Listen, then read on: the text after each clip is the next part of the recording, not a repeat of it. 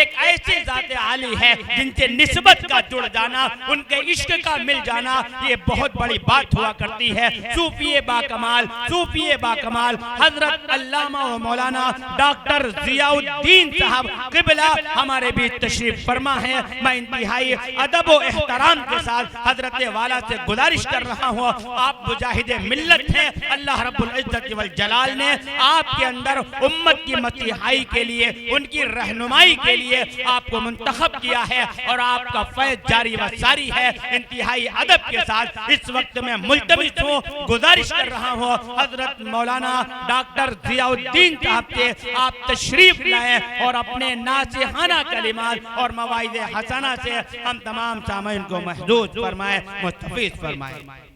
अब मैं इंतहाई अदब व एहतराम के साथ, जैसा कि मैंने अर्ज़ किया, मुजाहिद कौम व मिल्लत हम सबकी सरपरस्ती फरमाने वाले और हम सब के लिए अपने बयानात के ज़रिए फ़यूज़ व बरक़ात व अनवारात लुटाने वाली शख्सियत हज़रत अल्लामा मौलाना डॉक्टर ज़ियाउद्दीन साहब क़िबला हमारे दरमियान तशरीफ़ रखते हैं।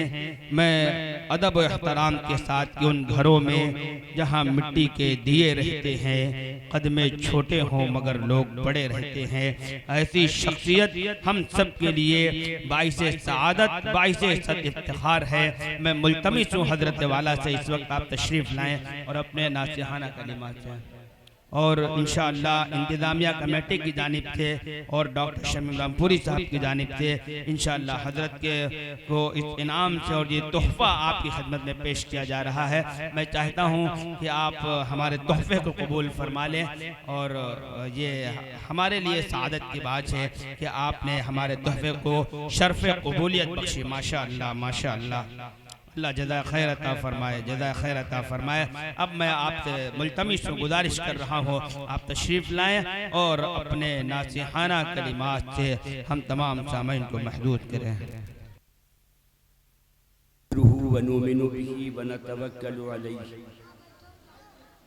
व नऊज़ु बिल्लाहि मिन शुरूरि अनफुसिना व मिन सय्यिआति अमालिना मन यहदिहिल्लाहु फला मुदिल्ल लहु वमन युद्लिलहु फला हादिय लहु व नशहदु अल्ला इलाहा इल्लल्लाहु वहदहु ला शरीका लहु व नशहदु अन्न मुहम्मदन अब्दुहु व रसूलुहु।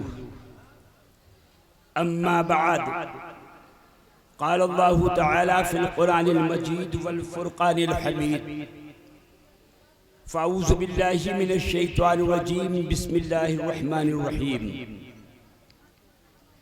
अलिफ लाम मीम ज़ालिकल किताबु ला रैब फ़ीह। क़ाल अल्लाहु तआला फ़ी शान हबीबिहिल करीम, बिस्मिल्लाहिर रहमानिर रहीम, इन्नल्लाह व मलाइकतहु युसल्लूना अलन नबी या अय्युहल्लज़ीना आमनू सल्लु अलैहि व सल्लिमू तस्लीमा।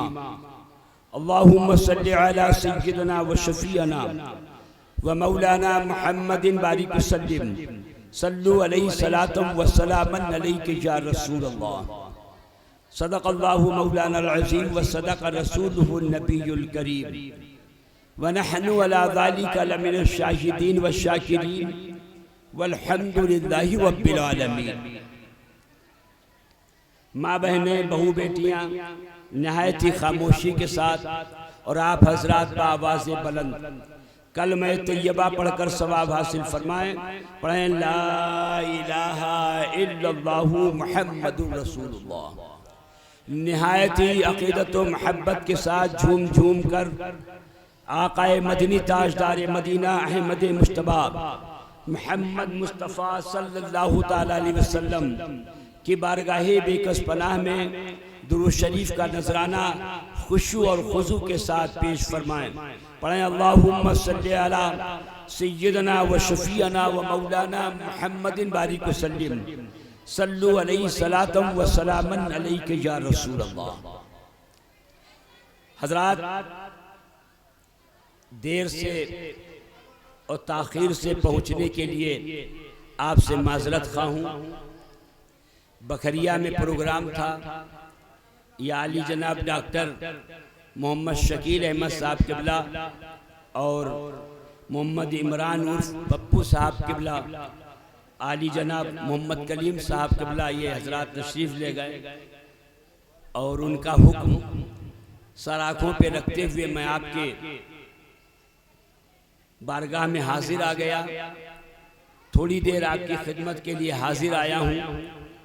आप तमामी हजरात से गुजारिश है कि बहुत ही खामोशी के साथ समाअत फरमाएं।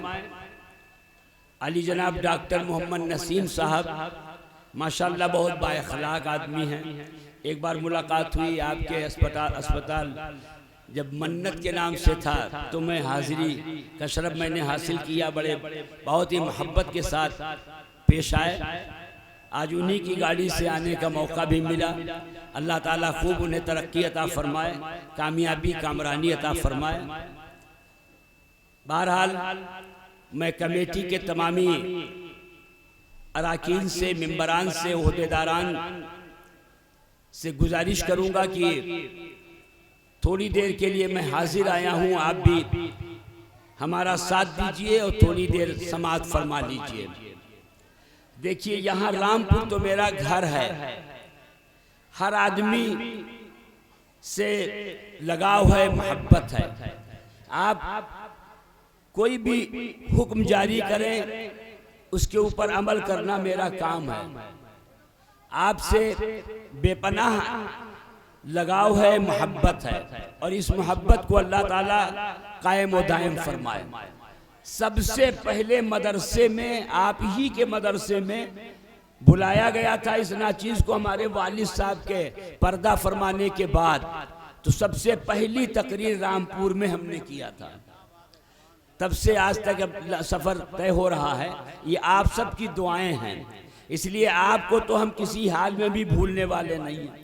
जब भी आप हुक्म करेंगे हाजिरी का मौका मिलेगा, इंशाल्लाह हाजिर हो जाएंगे। आपकी शफकतें, आपकी मोहब्बतें हमारे साथ में हैं। और ये रबीउल अव्वल शरीफ का झंडा जो है वो हमारे दादा ने कायम किया था। तो चूंकि अब उसमें हाजिरी होती है तो उनका भी फैज़ रहता है।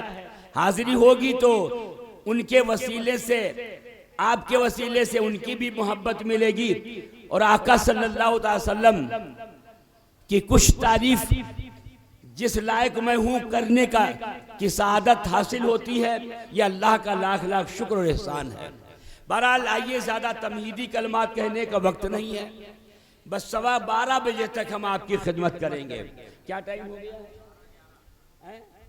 11 मिनट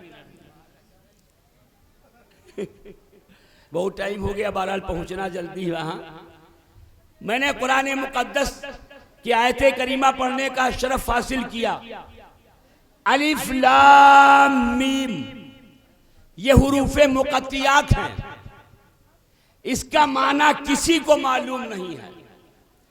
बड़े से बड़े मुजद्दिद, बड़े से बड़े मुहक्किक, बड़े से बड़े फकीह, बड़े बड़े मुतरजन्निम, जितने भी तर्जमा करने वाले हैं, सबने हाथ खड़े किए। हुरूफे मुकत्तियात का माना किसी को मालूम नहीं है। और कुरान के अंदर जितने भी अल्फाज आए हैं वो बिला वजह नहीं है, वो वजह से हैं, लेकिन उसका माना किसी को अल्लाह ने नहीं बताया। यहां तक कि जिब्रील को भी इसका माना नहीं मालूम। हुरूफे मुकत्तियात का माना ना जिब्रील को मालूम है, ना इसराफील को मालूम है, ना इज़राइल को मालूम है, किसी फरिश्ते को नहीं मालूम है, किसी मुजद्दिद मुहक्किक को नहीं मालूम है। बस ज़ालिकल किताबु ला रैब फीह, जो किताब मुसलमानों को दी गई है उस कुरान पाक का ऐलान है कि इसके अंदर कोई शक व शुबा की गुंजाइश नहीं है।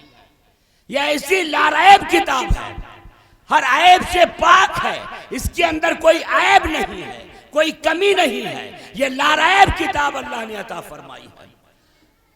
हजरत इमाम गजाली रहमतुल्लाह अलैह से किसी ने सवाल किया, हुजूर ये बताइए कुरान कैसा है? तो इमाम गजाली रहमतुल्लाह अलैह ने फरमाया, कुरान छोटा भी है और बड़ा भी है। कुरान आसान भी है और मुश्किल भी है।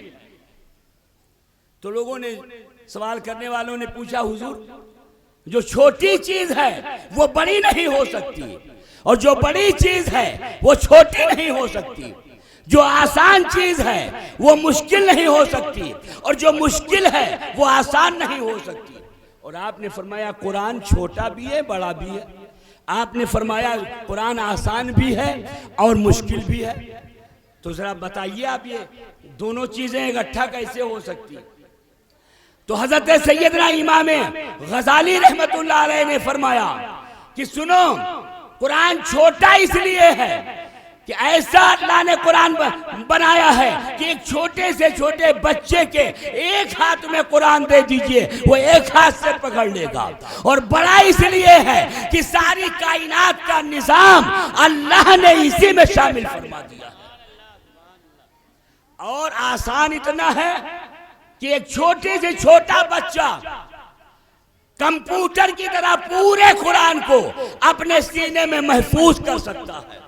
2-2.5 साल की उम्र में हो, 2-2.5 साल में छोटे से छोटा बच्चा भी अगर कुरान का हिफ्ज करना चाहे तो अपने सीने में वो महफूज कर सकता है। वो बड़े और मुश्किल ये इसलिए है कि बड़े बड़े मुफस्सरीन ने, बड़े बड़े मुहक्किकीन ने, बड़े बड़े मुजद्दिदीन ने कुरान पाक के समंदर में गोता लगा लगा के नुक्ते निकाले हैं, लेकिन फिर भी आखिर में उनका जो है वो आखिर उनका हो गया। लेकिन कुरान मुकद्दस जो खूबियों का मालिक है, जो समंदर है खूबियों का, उसका अंदाजा कोई लगा न सका। तो आसान भी है और मुश्किल भी है। अपने बच्चों को आज देखिए कितना माहौल बदल गया है। मैं जाता हूँ अक्सर और बेशतर प्रोग्राम में, बहुत से ऐसे आते साहब ये चतुर्वेदी हैं, आ गए, अब वो सुना रहे फला किताब से मेरे नबी का तस्करा है, मेरे अल्लाह का तस्करा है, मेरे जो है दीन का तस्करा है। कुरान से बेहतर कोई किताब हो सकती है? और मैं ये दावे के साथ कहता हूँ, मुसलमानों अपने किरदार को बदलो, शरीयत के आईने में ढालो। अगर कुरान आपकी समझ में नहीं आएगा तो और किताबों का पैगाम आपकी समझ में आ ही नहीं सकता है। कुरान वो बेमिसलो बेमिसाल किताब है। उलमा ने लिखा है हजरत आदम अलैहिस्सलाम को पैदा करने से पहले अल्लाह तबारक व तआला ने 50,000 साल पहले आदम अलैहिस्सलाम को पैदा करने से पहले रब ने फरमाया नून वल कलम वमा यस्तरून। नून हुरूफ मुकत्तियात है। अल्लाह कसम उठा रहा है, कलम की कसम, कलम को अल्लाह ने पैदा फरमाया और फरमाया कलम की कसम। और ये सतरें जो लिखी जा रही हैं, इन लिखी हुई सतरों की कसम। उलमा फरमाते हैं 50,000 साल पहले परवरदिगार आलम ने आदम अलैहिस्सलाम की पैदाइश से पहले रब ने फरमाया सहीफा आदम अलैहिस्सलाम का बाद में, नूह का सफीना बाद में, इब्राहिम की खुल्लियत बाद में, मूसा का जलाल बाद में और हुस्न यूसुफ का जमाल बाद में, दिन और रात बाद में। सबसे पहले अल्लाह तबारक व तआला ने जो अपने महबूब पर किताब नाजिल फरमाई है उसे लौह महफूज पर लिखवा दिया, लिखाया गया 50,000 साल पहले आदम अलैहिस्सलाम की पैदाइश से पहले। तो इतनी बड़ी नेमत आपको अल्लाह ने अता फरमाया है। कुछ लोग जमा हुए, ईसाई और यहूदी और मुसलमान आलिम जमा हुए। एक जज ने पूछा उनसे, साहब बताइए यहूदी से, आपका मजहब कोई नबी रखता है? कहा हाँ हम रखते हैं, मूसा कलीमुल्लाह। कहा आप बताइए? कहा ईसा रूहुल्लाह। वो मजहब है ही नहीं जो नबी न रखता हो। कहा किसका दौर चल रहा है, किसका जमाना चल रहा है? वो सब खामोश हो गए। तो मुसलमान से पूछा गया, मुसलमान दानिश्वर से पूछा गया, आलिम से पूछा गया, तो उसने दलील के साथ कह दिया कि मेरे महबूब सल्लल्लाहु ताला वसल्लम का ज़माना चल रहा है, इसलिए कि अल्लाह तबारक व तआला ने मुस्तफ़ा जाने रहमत पे जो किताब नाजिल फरमाई है, उनका मोजिज़ा 1400 साल पहले जो ज़ाहिर हुआ था आज भी कायम है। क़यामत तक कुरान मौजूद रहेगा। जब तक कुरान मौजूद रहेगा नबी का ज़माना मौजूद रहेगा। नबी की उम्मत में अल्लाह ने आपको पैदा फरमाया। खाली मदरसा बना देने से काम नहीं चलेगा। मदरसे में अपने बच्चों को पढ़ाओ, आलिम दीन बनाओ, हाफिज कुरान बनाओ, और जो कुरान बच्चे पढ़ेंगे तो ये और किताबों का सबक सीखने की इनको जरूरत नहीं है। अपने कुरान के आईने में ढल कर अपनी जिंदगी गुजारेंगे, अपने खानदान वालों को जिंदगी की राह उसी पर हमवार करेंगे कि कुरान के मुताबिक हमें चलना है। यह आज मिलाद पाक का आपने इंतजाम फरमाया है। आप ये भी अंदाजा लगाइए, किसी की भी शख्सियत की तारीफ अगर करना होती है तो पहले पैदाइश से लेके मौत तक, कब पैदा हुआ, कहाँ पैदा हुआ, फिर कैसे तालीम और तरबियत हासिल की, किस मदरसे से तालीम और तरबियत हासिल की, फिर किस तंजीम से जुड़ा रहा, कितने कितने कारनामे अंजाम दिए, फिर वफात के ऊपर उसकी किताब बंद हो जाती है। लेकिन आज एक बात आप अपने जहन में रखें कि जिनके नाम की आज महफिल सजी है, इस दुनिया में एक ऐसी जात है कि जिनका तज़किरा, जिनका जिक्र, जिनकी तारीफ पैदाइश से शुरू नहीं होती, वफात पर खत्म नहीं होती है। हमारा और आपका पैदाइश से हिस्ट्री शुरू होती है और वफात पर किताब बंद हो जाती है।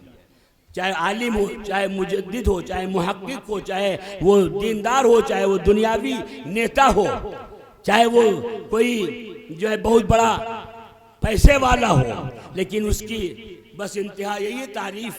जब से पैदा हुआ तब से तारीफ, और जब इंतकाल कर गया बस तारीफ खत्म। लेकिन नबी सल्लल्लाहु अलैहि वसल्लम को अल्लाह ने वो मर्तबा अता फरमाया है, न नबी की मिलाद पैदाइश से शुरू होती है और न वफात पे खत्म होती है, बल्कि नबी की तारीफ अज़ल से शुरू होती है, आलम अरवाह से शुरू होती है और जन्नत तक के जाती है।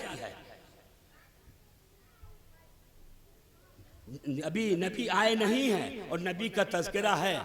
नबी तशरीफ नहीं लाए हैं, नबी का तज़किरा हो रहा था, नबी की बातें हो रही थी, नबी की शानें बयान की जा रही थी, नबी के मर्तबे बयान किए जा रहे थे। आपने कुरान पढ़ा होगा, कुरान पढ़िए और देखिए, अल्लाह ने 2 जलसे किए। एक जलसा किया, हमको भी बुलाया, आपको भी बुलाया और फरमाया अलस्तु बिरब्बिकुम, मैं तुम्हारा रब हूँ। कालू बला, हमने और आपने सबने कहा क्यों नहीं परवरदिगार आलम, आप मेरे रब हैं। जलसा खत्म हो गया। दूसरा जलसा अल्लाह ने फिर मुनक्किद किया, न आपको बुलाया गया, न हमें बुलाया गया, किसी और इंसान को नहीं बुलाया गया, बल्कि नबियों को बुलाया गया, पैगंबरों को बुलाया गया, रसूलों को बुलाया गया। 1,24,000 कमोबेश पैगंबरों की रूहें जमा हुई। कमोबेश इसलिए कहता हूं, हर आलिम जब पैगंबरों की तादाद बताएगा तो कमोबेश लगाएगा कि 1,24,000। अब तादाद सही अल्लाह ही को मालूम है। 1,24,000 से अगर एक बढ़ गया तो हम मुजरिम, और अगर एक कम हो गया तो मुजरिम। इसलिए हर आलिम एहतियात से काम करता है कि जो है कमोबेश 1,24,000 पैगंबर इस दुनिया में तशरीफ लाए। तो रब ने जमा किया और फरमाया, ए नबियों, रसूलों, पैगंबरों, सबको किताब अता करूंगा, सबको हिकमत अता करूंगा, सबको मर्तबे अता करूंगा, हुस्न जमाल अता करूंगा, शौकत अता करूंगा, इज्जतें अता करूंगा, इमामत अता करूंगा, मर्तबे अता करूंगा। लेकिन याद रखो, आज वादा करो, तुम सारे लोगों के जाने के बाद सारे लोग दुनिया में जाएंगे, सबसे आखिर में मेरा महबूब मुहम्मदुर रसूलुल्लाह सल्लल्लाहु अलैहि वसल्लम जलवागर होंगे। अगर तुम उनका जमाना पाओ और उनके जमाने में मिल जाओ तो फिर उनका कलमा पढ़ना और उनकी मदद करना, उन पे ईमान ले आना। ये मैं अपने पास से नहीं, कहानी किस्सा नहीं बता रहा हूं, इसका अहवाल कुरान ने बयान किया है। कुरान ने फरमाया है क्या है लोगों, सबसे आखिर में जो नबी आएंगे वो मेरा महबूब होगा। अल्लाह ने फरमाया सब लोग जाओगे, आदम अलैहिस्सलाम जाएंगे, नूह अलैहिस्सलाम जाएंगे, यह्या अलैहिस्सलाम जाएंगे, ज़करिया अलैहिस्सलाम जाएंगे, सारे जाएंगे। लेकिन आज वादा करो जाने के बाद अगर मेरे महबूब का ज़माना पाना तो उन कलमा पढ़ के उनके उम्मत में दाखिल हो जाना और उनकी मदद करना। सबसे पहले तज़किरा हो रहा है, अभी मिलाद हुई नहीं है, तज़किरा हो रहा है। हज़रत सैयदना अबू बकर सिद्दीक रज़ी अल्लाह ताला अन्हु यमन गए तिजारत की गरज से, वहां गए तिजारत का सामान सब जमा कर लिया। और जब आप कहीं जाते हैं, महमूदाबाद या लखनऊ जाते हैं, अपना काम सारा निपटाया, फिर उसके बाद दोस्त अहबाब से मुलाकात कर ली जाए, अजीज़ व अक़रबा से मुलाकात कर ली जाए, अपने अहबाब से मिल लिया जाए। इसी तरीके से हज़रत सैयदना अबू बकर सिद्दीक रज़ी अल्लाह ताला अन्हु गए यमन, तिजारत का सारा सामान जमा कर लिया, तिजारत के सारे इंतज़ामात कर लिए, सब इन काम से फुर्सत हासिल कर ली। उसके बाद सोचा कि इस शहर में एक आलिम है, उससे मुलाकात कर ली जाए। तो आप तशरीफ ले गए और जाके उस आलिम को देखा, सफेद भवें हैं, सफेद बाल हैं, फरमाते हैं कि एक 390 साल की उम्र है, समात भी काम नहीं कर रही है, बसारत भी काम नहीं कर रही है। पूछा कहां से आए हो? कहा मैं मक्के से आया हूं। क्या नाम है? कहा मेरा नाम अब्दुल्ला है। तो उन्होंने कहा अच्छा अब्दुल्ला नाम है। तो उन्होंने अपनी किताबें फरमाया कि मैं 390 साल की मेरी उम्र है, आपका नाम अब्दुल्ला है, आपके बाप का नाम अबू कहाफा है, हाँ, आपके दादा का नाम उस्मान है, हाँ, आप फला कबीले के हैं, हाँ, मैं फला तमीम कबीले का हूँ। का आपके सीने के नीचे एक तिल है काला? कहा मेरे सीने के नीचे एक तिल है काला। तो कहा तो फिर देर न करो, आओ मुझसे गले लग जाओ।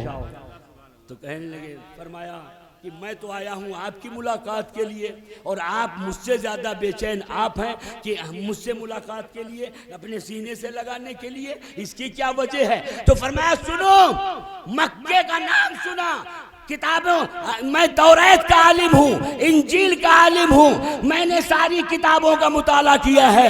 मक्के में अगर तुम मक्के में रहते हो तो मक्के में एक नबी आएगा जो सबसे आखिर में आने वाले हैं, उनका नाम मोहम्मद होगा, उनका बाप का नाम अब्दुल्ला होगा, उनके दादा का नाम अब्दुल मुत्तलिब होगा, उनकी माँ का नाम आमिना होगा, और दीन का ऐलान करेंगे, नबूवत का ऐलान करेंगे। तो जो सबसे पहले कलमा पढ़ के इस्लाम में दाखिल होगा उसका नाम अबू बकर सिद्दीक। सुभान अल्लाह, सुभान अल्लाह, सुभान अल्लाह, वाह वाह वाह, क्या बात है। अबू बकर सिद्दीक अभी पैदा नहीं हुए नबी और तज़किरे हो रही हैं, मिलाद हो रही है, नबी की शानें बयान हो रही हैं, उनकी उम्मत में अल्लाह ने पैदा फरमाया है।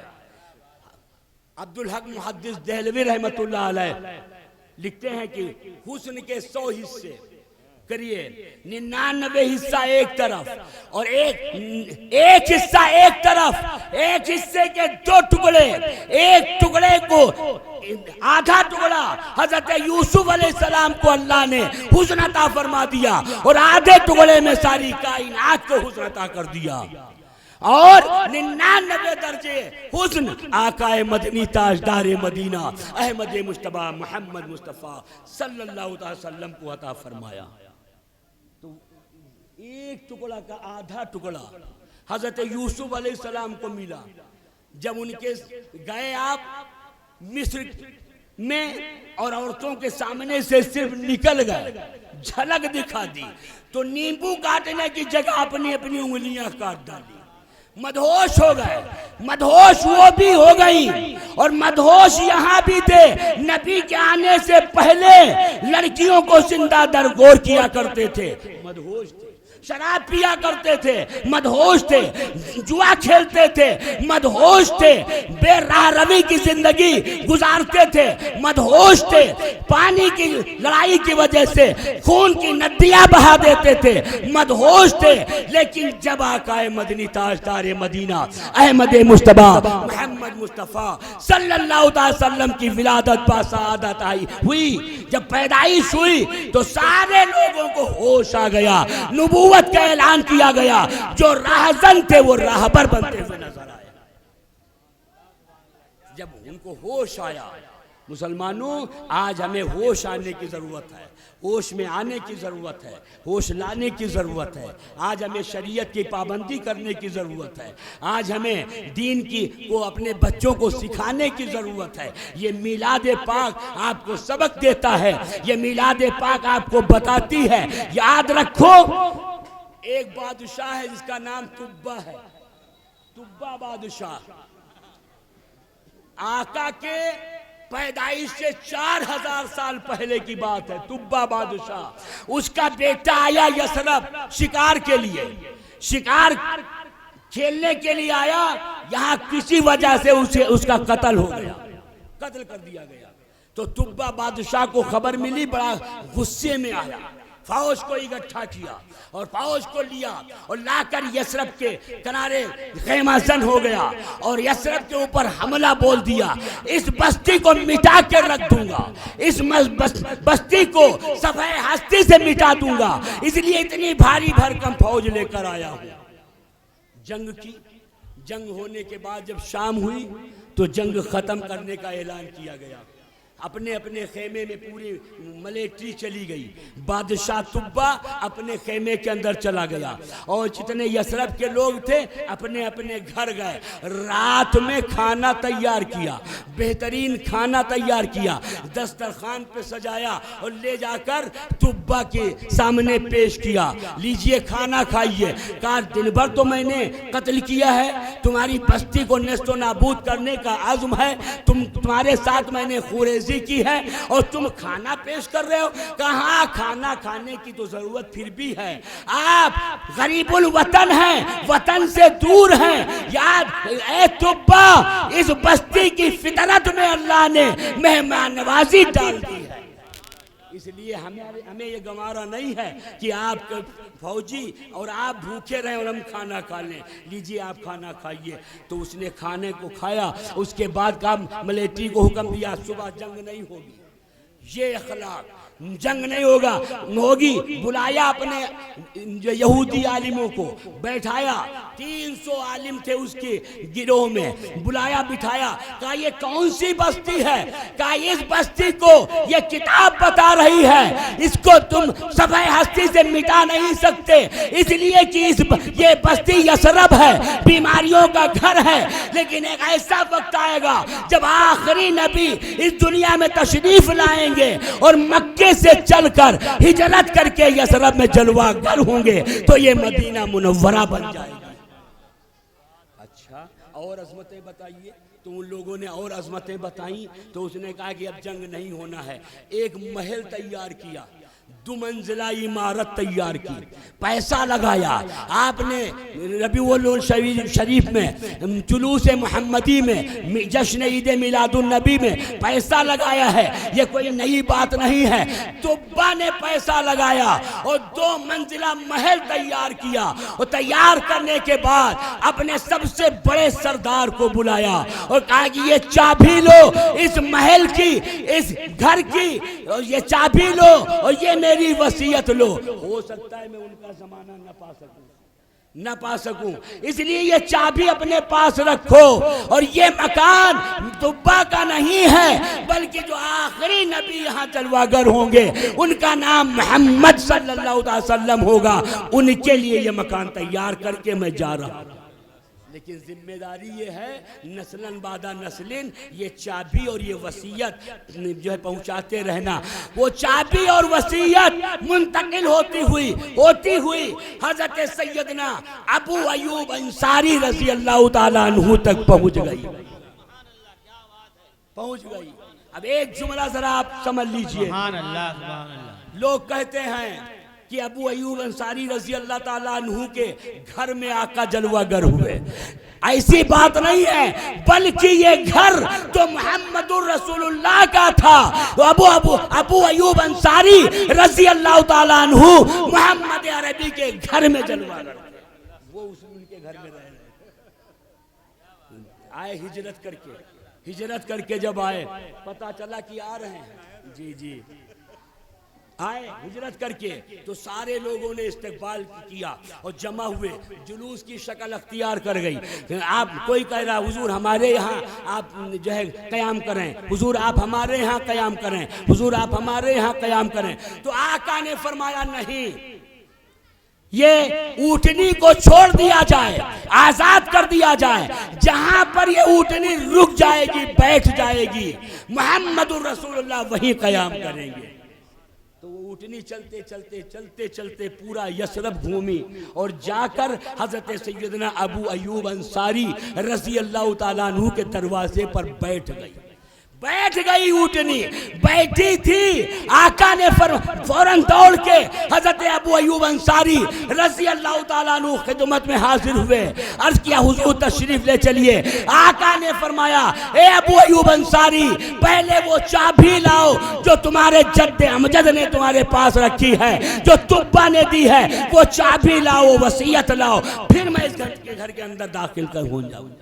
तो सारे यसरब के लोग बोल उठे, बेशक आप अल्लाह के सच्चे नबी हैं। कब की बात है और आपको मालूम है, सब आपकी सदाकत के नारे लगाने लगे, बेशक आप अल्लाह के सच्चे नबी हैं। तो ये मुसलमानों, नबी की पैदाइश अभी नहीं हुई है, लेकिन नबी का जिक्र पहले से हो रहा।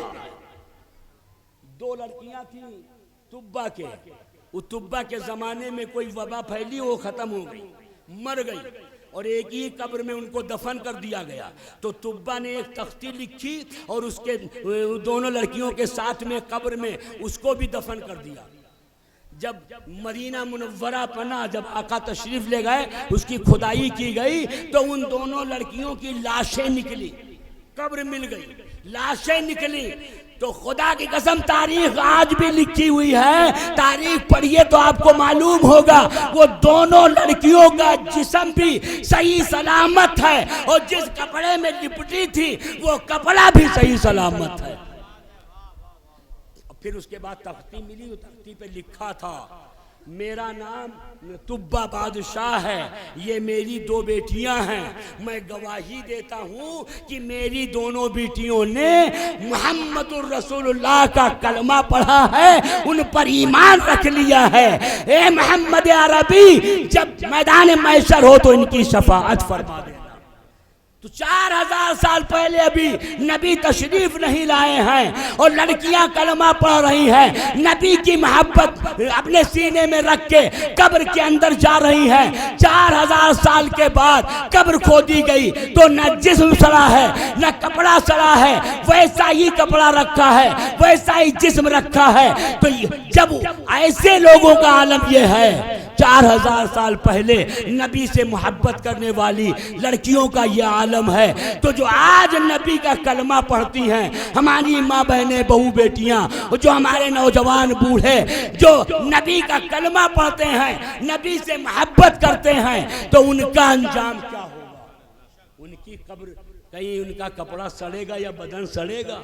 नहीं, आपका ईमान ताज़ा रहेगा, आपके सीने के अंदर नबी की मोहब्बत जलवागर है, पेशानी पर सजदे के निशान हैं, और आपके सीने के अंदर कल कुरान मुकद्दस की आयते करीमा मौजूद हैं। इंशाअल्लाह ताला क़यामत तक जिंदा रहेंगे। लेकिन आप अपने को सुधारने की ज़रूरत है, अपने को कुछ नसीहत हासिल करने की ज़रूरत है। इन मदारिसों में आओ या इन जलसों में आओ या जुलूस मोहम्मदी में जाओ, जश्न ईद मिलादुन नबी मनाओ, तो नबी के फरमान पर भी तो अमल करो। नमाज कज़ा हो जाए ये कैसी दीवानगी है, रोजा रमजान का कज़ा हो जाए ये कैसी दीवानगी है, बेटा जाहिल रह जाए ये कैसी नबी से मोहब्बत है, बेटी जाहिल रह जाए ये कैसी नबी से मोहब्बत है। मोहब्बत अगर करते हो तो पूरी पूरी मोहब्बत करो, पूरे पूरे दीन में दाखिल हो जाओ। मुसलमानों, मेरा ख्याल 12:30 बज गया होगा और मुशायरा और आपके दरमियान हम ज़्यादा हायल नहीं होना चाहते। आप जी जी बस मेरी हाज़िरी हो गई, आपके जो है आपको मुतमईन करने के लिए मैं हाजिर आ गया। अल्लाह ताला आप सबको सलामत रखे और आकाए मदनी ताजदार मदीना अहमद मुश्तबा मोहम्मद मुस्तफ़ा सल्लल्लाहु अलैहि वसल्लम से बेपनाह मोहब्बत करने की तौफीक और रफ़ीक अता फरमाए। कुरान मुक़द्दस पढ़ो भी और पढ़ाओ और कुरान मुक़द्दस की तिलावत करो। हमारी बहू बेटियां, हमारी माँ बहनें जो पढ़ी हैं कुरान मुक़द्दस की, घर में तिलावत किया करें। आप भी तिलावत किया करिए और नमाजें पढ़ा करिए। माहौल बड़ा पुरखतन दौर से आप गुजर रहे हैं, पता नहीं बस जो है मौत के करीब बढ़ते चले जा रहे हैं। अपनी ज़िंदगी को संवार लीजिए, अपनी ज़िंदगी को बना लीजिए ताकि कब्र में जब लेटना पड़े। इसीलिए कहा जाता है जिंदगी भी नेमत है और अल्लाह ने मौत भी नेमत दी है। ऐसा नहीं कि मुसलमानों के लिए मौत अजाब हो, नहीं, जिंदगी भी अल्लाह ने नेमत दी है और मौत भी आएगी। तो जो काम जिंदगी न कर पाएगी वो मौत करेगी। मौत नेमत इसलिए है कि जब मोमिन बंदा मरेगा कब्र के अंदर तो आकाए मदनी ताजदार मदीना सल्लल्लाहु अलैहि वसल्लम की जियारत से मुशर्रफ किया जाएगा, नबी का दीदार मैसर होगा। लिहाजा मुसलमानों अपने को संवारो, अपने को शरीयत के आईने में ढालो, इसी में कामयाबी कामरानी है। वमा अलैना इल्लल बलागुल मुबीन। कभी मौका मिला इंशाअल्लाह ताला मुफस्सल बयान किया जाएगा। अभी इजाज़त दे हज़रत, ये दो अपने साथियों के लिए तोहफे ले सकते हैं। एक कली मिले लो।